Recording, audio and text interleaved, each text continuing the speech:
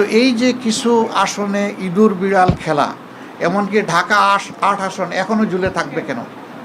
সেখানে কি হচ্ছে এটা আপনারা সাংবাদিকরা জানেন। এই বিষয়গুলো কিন্তু সুস্থ ধারা রাজনীতির পরিচয় বহন করে না, এগুলো অসুস্থ ধারা রাজনীতি।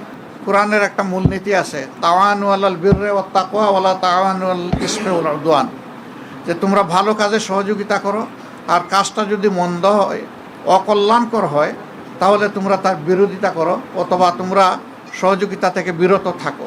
আমাদের মূলনীতি মূলত ওটাই হবে, ভালো কাজে সহযোগিতা থাকবে, মন্দ কাজ যেটা সেটা স্বাভাবিকভাবেই জনগণের অধিকার রক্ষার জন্য আমাদেরকে কথা বলতে হবে।